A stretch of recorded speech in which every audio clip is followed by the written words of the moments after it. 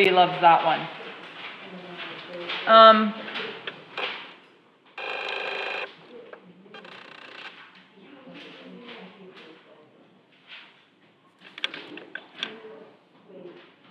Okay, we good? We ready to rock and roll? So you're looking for 3.3 part 2. Yes, there are 2 assignments that go with it. Because you need the practice. Okay? Gotta love that when she gives an extra assignment to help with the practice. Okay, so the goal is we're going to end, so step 1 is we're going to create the equation. And step 2 is we're going to complete the square.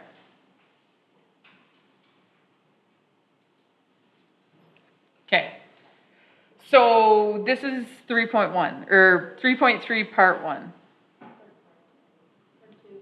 Well, this part here, completing the square, is from part 1. That looks really orange. I don't know if it's this adapter or... Do you want me to turn out the lights? Sure, would that be helpful? Mine looks so bright and crisp, so that looks so dull.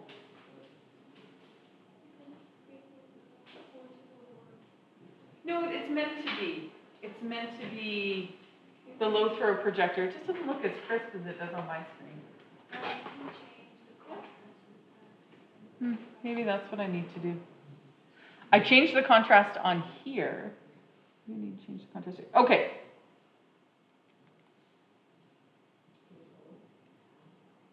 None of those are changing anything. Oh. That's not bad. That's not bad. Okay. All right. So here's the hard part, is creating the equation. So with max-min problems, you're going to take the information given, so it's going to be a word problem. And historically, nobody's liked word problems since the beginning of time. You're going to take the information given, and you're going to create a quadratic equation in vertex form to represent the situation. So the in vertex form is step 2. When you have created the equation, having the ability to graph the function allows you to create a picture, see multiple possibilities. Very exciting stuff. Okay, step 1. Identify the quantity that needs to be maximized or minimized. When I say the words max or min, what letter goes with those words? No, what letter of which coordinate of the vertex goes with a max min? The y, right? So when we talk about maximized or minimized, we're dealing with y coordinate. All right, so then we're going to identify the variable. We have to make the statement, let x equals. You have to use that because you got to tell me, you got to define your variables. It doesn't have to be x, could be p, but you got to tell me p represents the number of people in the room. Okay? Tell me what your variables mean. You're going to write 2 expressions, but you can only use 1 variable. This is the most difficult part. Step 3. You're not going to cry, but you're going to say this is stupid and I don't want to do it. Step 4, multiply the 2 expressions to get standard form. Complete the square. So step 5 is 3.3 part 1. Step 6, using vertex form, identify either the max or min or answer what the question's asking you to do. Easy peasy, right? Okay, let's work through the first thing, the first example. I'm going to zoom in a little bit, just because I can.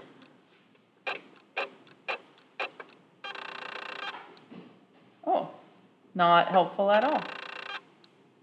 Still not helpful. It's like it wants to. Does it for a second. Oh dear me. Oh dear me. Still not good. Sorry guys. Ah! You guys are like, this is perfect. We don't have to do the lesson. We don't have to do the hard stuff. It's like it gets there and then it gives it away. I don't know what its problem is. Maybe if I put something bigger there. There we go. All right.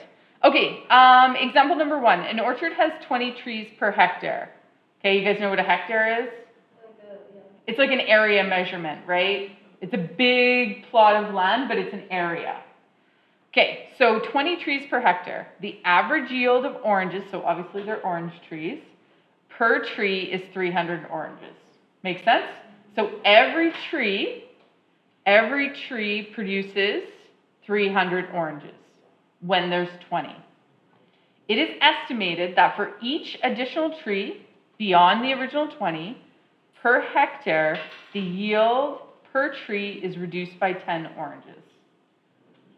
Whew! How many trees per hectare will give the largest yield of oranges? You guys are like, no thanks, I'm out, see you later, who cares, let's go.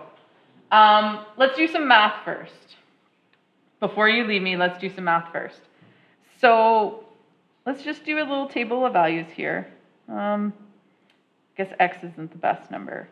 Number of trees and yield of oranges. How do you like the word yield? Kind of sounds like driving. Okay, so if I have 20 trees, how many oranges do I have? Yeah. Can't we just use like H and C? Or would that not be right? H and C? No, H and C. But You totally can, but we're not there yet. I'm going to do a little bit of math first. I'm going to do a little bit of basic math. Yes? if we put like say X and Y, but on this side we put X and then the Totally. Yep, that's fine. This is just for our, we're doing a little bit of pre-math here, folks. We're not into the answer. We're not into how to solve it. If I have 20 trees on the hectare, how many oranges do I have in total? 6,000. How'd you get that? You're right. Nice. Good job. So we took 20 trees and we times them by the 300 oranges and we got 6,000. You guys with me here? So 6,000 is like the total number of oranges per that hectare. Okay, I'm going to add a tree. So now, how much is each tree producing when I add an additional tree? Are they still producing 300 each? Nope. So it's reduced by 10 oranges. So what am I multiplying by? 290. Oh, let me get my handy dandy calculator.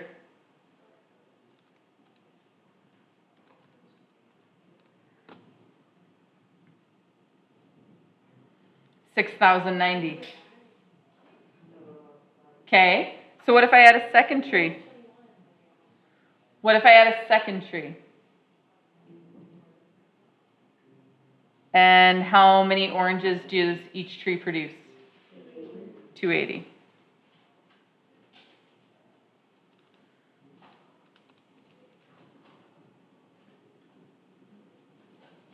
So even though the number of oranges per tree goes down, what's happening? It's increasing the number. Have we hit our maximum yet? No. 23. So what's 23? 270.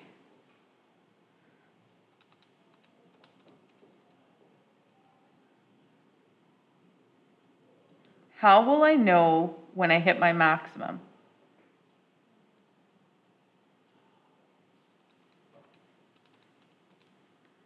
Anybody know when I'm going to hit my maximum? Like, when do I get to stop this? Right. So when the next point starts getting lower, right? And why would that happen? Now we're going into like, I don't know, horticulture. No, that's the study of plants. I don't know what the study of fruit trees are, but what's going to happen is that we are going to have too many trees 25 times 250 per 6,250. 26. You guys getting tired yet?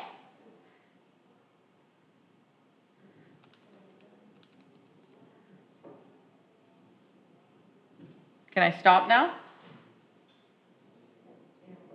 Can I stop now? Yes? Yes, it's time to stop. Okay. So the reason why I start off with this example is because we can math it out using a basic table of values. But I want to tell you, you guys are like, we'll just do this to answer the problem. And that's all fine and dandy until you get a question that has decimals or fractions in it, and the answers aren't not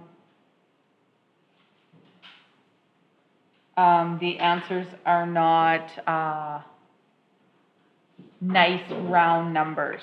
But this one's nice and round, and it's a good place to start. Okay, so we know the answer. What's the answer? 5 extra trees is going to give me my maximum yield, right?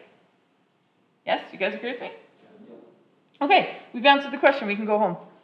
Just kidding.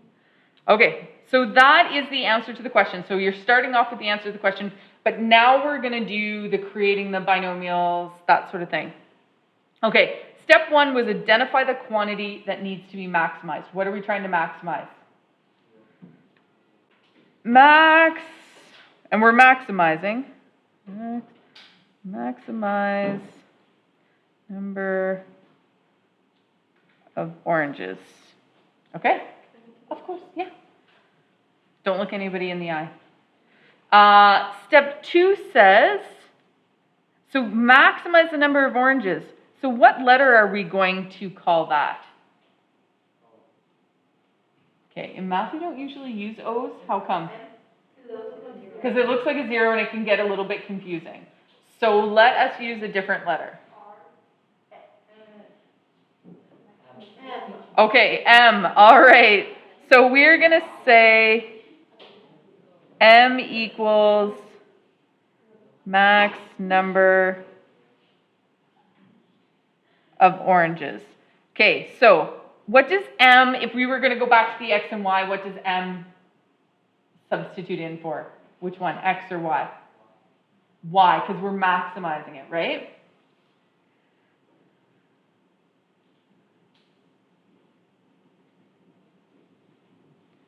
Okay, and now we got to do the other variable. So what's the other thing we're dealing with? What was in our table of values over here? We had oranges and we had number of trees. So we're going to say, are you guys okay with the letter T, or do you want N for number? Ooh, you crazy kids. T equals, you guys are going to hate me for this, of additional trees. Because what do we start with? 20. And we're looking for how many more trees are we adding in? We're not looking for the total number of trees. I might ask that question. But we're looking for how many additional trees. How many more trees beyond the 20 do I have to plant? Okay, so we did step 1 and step 2. Good job, everybody. 1 and 2, done. Okay, step 3. This is the toughy part. We're going to create 2 binomials. Okay? And one is going to be related to the trees, and guess what the other one's going to be related to? Oranges. Isn't that exciting? I know you're really excited. So I'm going to create 2 binomials. This is my orange one. This is my tree one. Okay, so let's start. How many oranges are we starting with, ladies and gentlemen? We're going to do per tree, though. We're going to start with per tree. 300. And how many trees is that? Yep, per tree. And how many trees do I start with on the hectare? 20. So you're going to find that this information, your starting information, is always going to be found in the question. So you're going to have one binomial associated with the 20 trees and one binomial associated with the 300 oranges. Okay, that's where you start. So, how many trees did we add at a time? 1. Plus 1t. Did I need the number 1? No, but I'm just emphasizing a point that it can be like we could have added 2 trees at a time. But it was based on the information. The information told us that for each additional tree, something happened. So it was every single tree. So what happened to the yield of oranges when we added the tree? So we're going to subtract how many? 10. And this is going to be t. I know you're going to be excited to put an m there, but you would be incorrect. Because m is what we get in the end. The t told us how many 10s to take off. Does that make sense to everybody? Kind of, sort of? Okay, now we're going to set that equal to our maximized amount. And we're going to go ahead and multiply.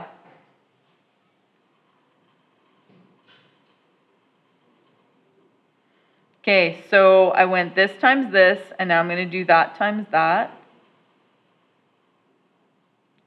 And now I'm going to go underneath, and I'm going to do those two.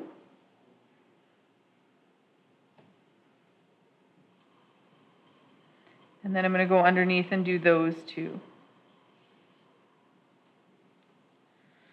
Okay, now any of you feel a little bit of panic because your t squared is at the end? I do. I don't like it out of order. So I'm going to rearrange it, and I'm going to combine like terms. I'm going to combine those two terms. Those are the only things.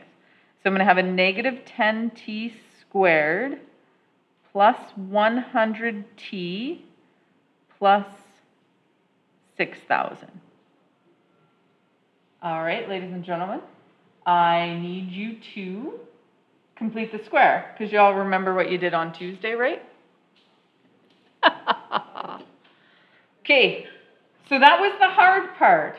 What you just did there was the hard part. Now we're going to do the kind of hard part from Tuesday. So step 1 of completing this, do you need me, I'll wait. Did you guys get that copy down? Because I don't want to rush you through this.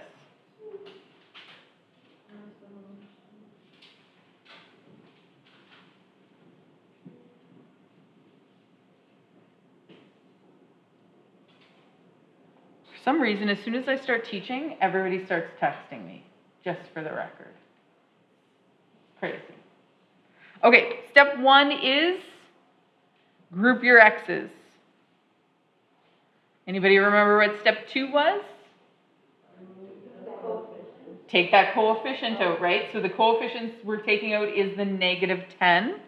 So we're going to have m equals negative 10 bracket t squared minus 10t. I'm going to leave myself some space.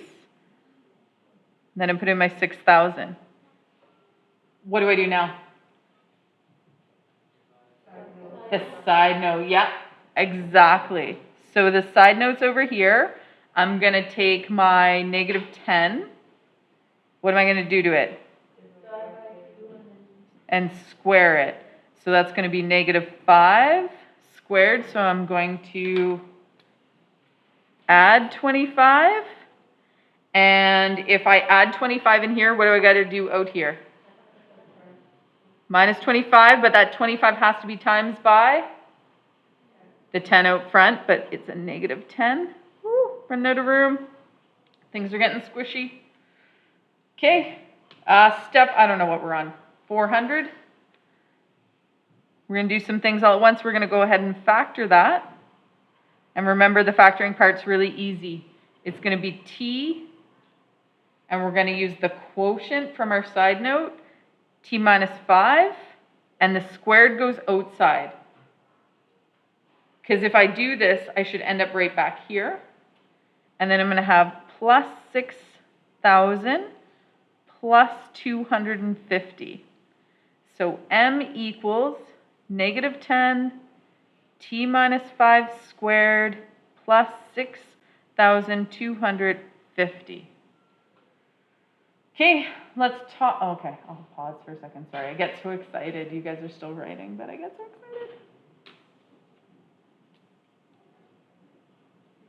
Didn't we know that was going to be the answer?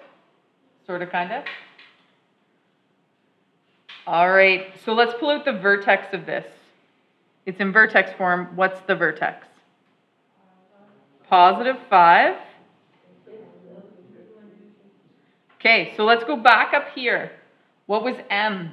M was the maximum number of oranges, and it was going to be the y coordinate of the vertex. So it's really important. Max. So those are my max oranges. And what did the 5 represent? Because that's the extra trees, yeah. And if we go to our table of values, we had 25 trees per. So that's 5 additional trees, right? You start with 20, you get to 25, that's 5 extra trees. So the question says, how many trees per hectare will give the largest yield of oranges? How many trees? 25 trees. So you need to answer the question.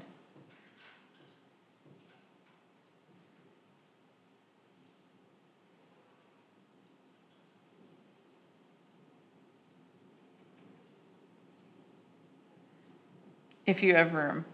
Geez Louise, I didn't really leave myself much room. So it's really important to know what those two numbers in the vertex mean. A lot of people think that the 5, how did we get 5 to 25? Go back to this binomial. What did we solve t for? T was 5. Put it into your tree binomial. So the maximum number of trees is 25.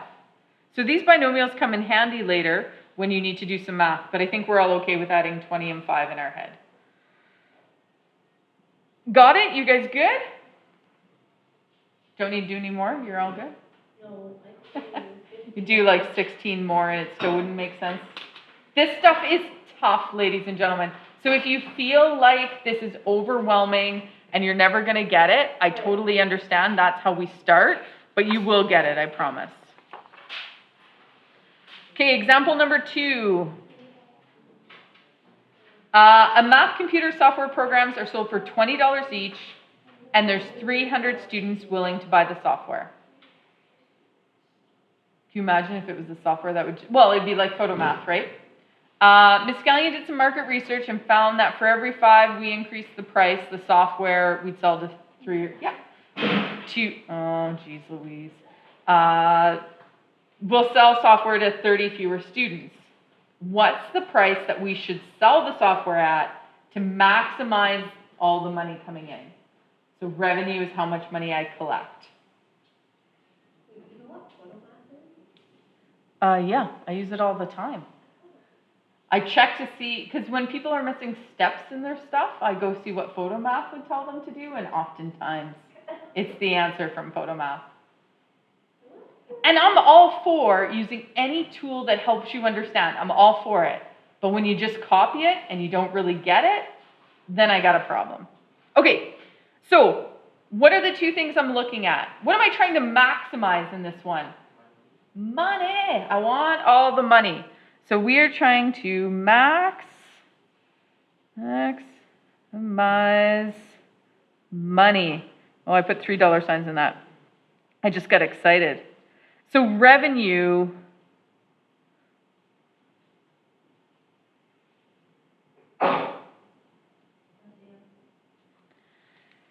what letter are we going to use for revenue? R. Beautiful. See how I put that into your head? R equals revenue. Okay, so R equals revenue. And what coordinate of the vertex would that be associated with if it's the thing we're going to maximize? Y. You guys are so smart. Okay, so what's the other thing? Students, right? We want to know how many students we're selling to.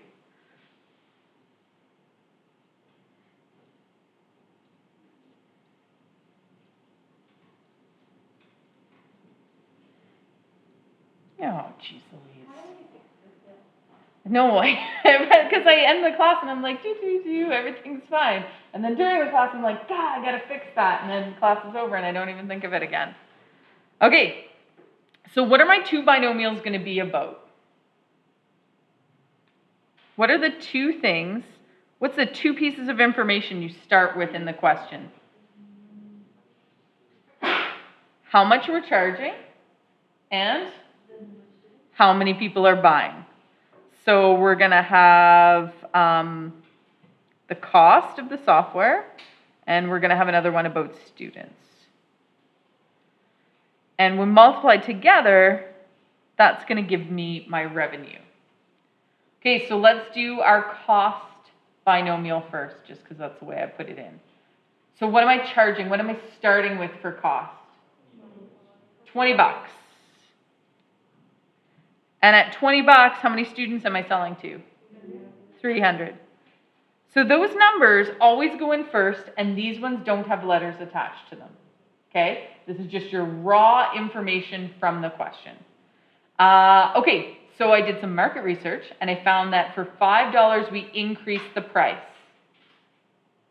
Oh, so we were talking about number of students we were going to sell to, but really, we're doing a price increase. We're not talking about students, we're increasing the price. So this letter isn't going to work. We're going to have to change that. So maybe I'll change it to a P, and it'll be price increase. And you're going to find that you do that a lot. Like you're going to think you know what it's about, and then you get to the second sentence, and you have to rejig it. And that's perfectly okay. I'm all for rejigging stuff. Okay, so price increase.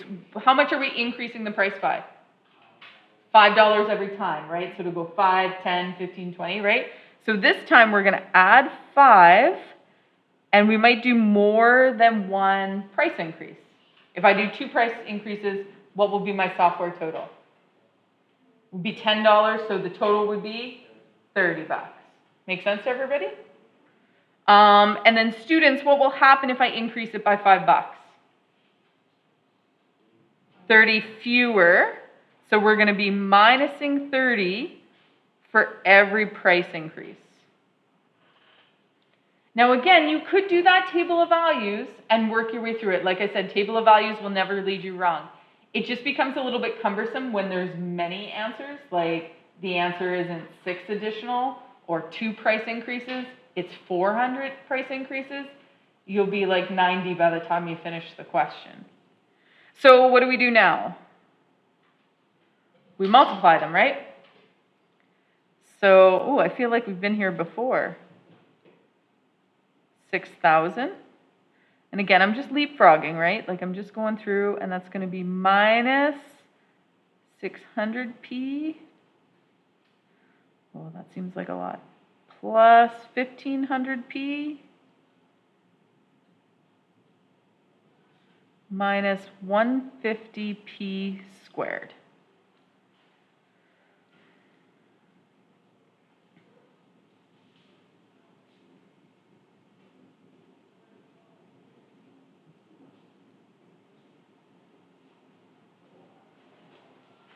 Okay, do you guys think you can complete the square from here? I'm going to hit freeze on the overhead. I'm going to complete the square. You're going to attempt to complete the square. This is why we do everything with erasers, and I'm using. Okay, I'm just going to keep going. I'm just going to stop talking. I'm going to keep going.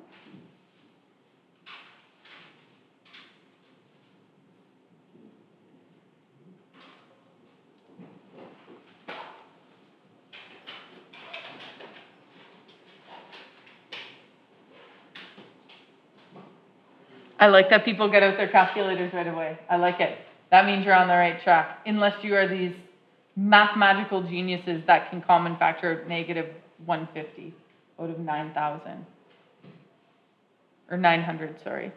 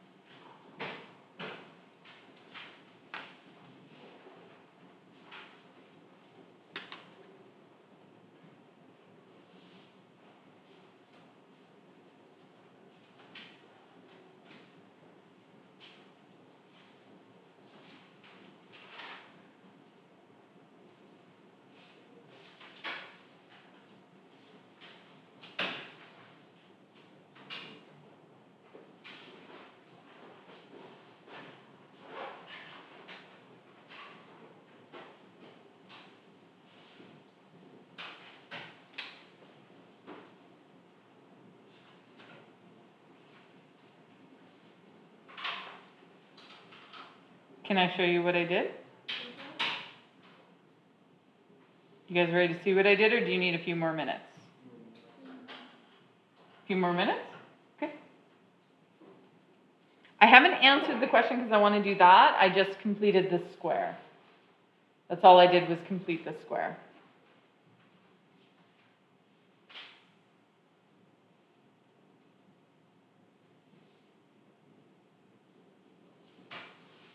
So this is the stuff that's going to be on your quiz on next Tuesday. Okay, I'm going to show you. I'm not a very patient person. So that's what I got for vertex form. What's my vertex? Positive 3. Okay. So the question asks, what price should the software be will maximize the revenue? Well, we know that this is the max revenue, because that's what it was. And this is my letter P, which tells me how many price increases I should do. So how many price increases should I do? I should do 3. But that's not the question asked me. It asked me, what cost am I selling that software at? So, I mean, I think we can all probably do it in our head. If I'm going to increase it 3 times at $5 a pop, that's an extra $15, right? But if you're unsure, go back to your cost binomial. 20 plus 5 times P, but our P is 3. 20 plus 15. So 35 is what I should be selling my software at. That's my answer to this question. That was an awful lot of math to get to that answer. I don't know what you need to see. I can't fit it all on one page.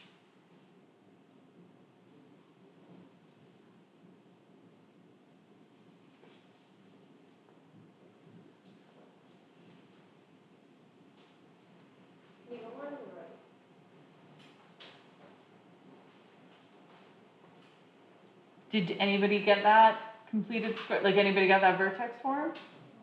No? Sorta, kinda? Did you get part of it? Yeah. Hey, if you got part of it, then you're doing awesome. Sometimes we kind of get stuck, like you're not sure what the next step's gonna be, and I find that I just took a math class, not last year, but the year before, and, you know, just to brush up on my skills. And, pardon? The left, are you good? Are you done, Harvard? And I found that that was a problem, like trying to remember what the next step was. It's not that you guys can't do the math, you're just seeing it for the very first time. So cut yourself some slack. Pardon? Ah. And signs are tricky, like they'll catch it every time. Okay, last one. Yep. This side? I'm just like moving my paper around the page. Everybody's gonna get sick watching me overhead. Well, it's nice to watch the math and you can see the math happening. I find when I'm too zoomed out, it's like, it's tiny and it's hard to read and I put my computer to sleep. Okay, so as soon as we're done this lesson, I'm going to fix my timeout thing. Sure. Okay? First thing I need y'all to ask me tomorrow is, did you change the sleep setting on your computer so this doesn't keep happening? Are we ready to rock and roll on the last one? Okay. It's usually money and quantities, to be honest with you. So, like sometimes I hop right into the binomials because it makes more sense to me. What are we doing for this one? This is the exact same as the last question. So R for max revenue. And then what's happening? Revenue. And then what's my X coordinate going to be, or my X value? It's going to be those increases again. Are you guys okay if I use the letter P again for price increase? So number of price increases. Okay, so that's nice and easy. Da da da, quick and done. Step 2, gonna throw my 2 binomials together. Oh, 2 binomials. So what am I starting with? So I'm dealing with money and I'm dealing with quantity. So cost and number of water bottles. You guys do not have to label them, but I find as I'm learning and practicing, if I have them labeled, I understand better why I put things where I did. So what's the starting cost? $8. And how many water bottles do I sell? 100. So those are our constants. We don't add any variables to them. Okay, so I'm going to do what to the price? Increase $2 every time. So we're going to add $2 every price increase. And what does that do to the number of water bottles? Decreases by 5. So for every price increase, I'm going to decrease the number of water bottles. So what do I do from here? Multiply. So again, I'm just leapfrogging. It's called distributive property, but I have really enjoyed calling it leapfrogging for most of my career. I'm okay, you guys calling it whatever you want.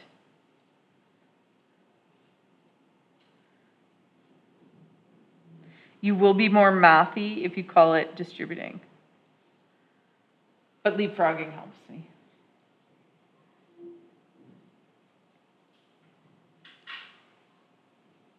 I don't think I could complete the square backwards. Like if you guys asked me to do like with the -10, if you left that -10 there, I'm not sure I could do it. Like I think I could if I thought really hard about it, but I think it would mess with me. It looks weird, yeah, like it shouldn't be there. I 100% agree. So we're gonna group those. Next step, common factor out that -10. Leave some space. I always leave that space for my side note. Can you do the side note in your head? Yeah? Do you need to write it down?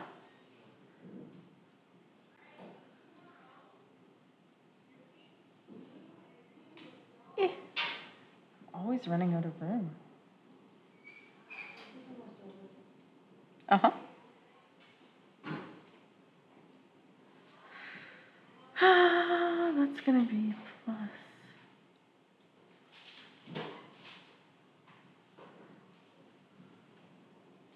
We got like 4 minutes. We've got oodles of time. Yep. Ooh, I skipped a lot of steps there, didn't I? No, shouldn't that be is that a plus 10? Or a -10? This one here? That's a -10.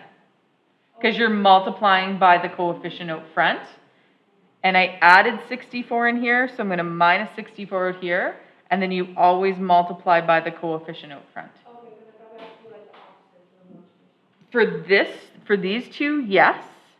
But you have -10 sets of these, so you need -10 sets of those. Yeah, good question. Totally get it, because you're right.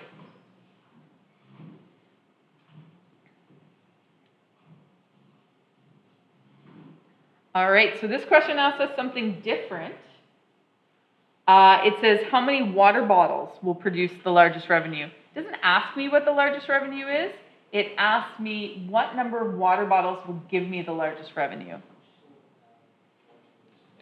So I can use my binomial that's about the water bottles, and my vertex is at 8. What does that 1440 tell me? Doesn't that tell me my max revenue? Right? It doesn't ask me what it is, it just says how many water bottles. So I'm going to say 100 minus 5 times 8. So 100 minus 40.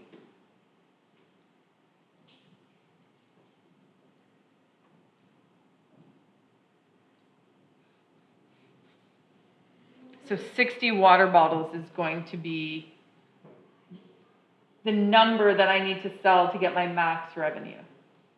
Do I want to bring in more than 60? Like if I were a store, would I want to bring in more than 60?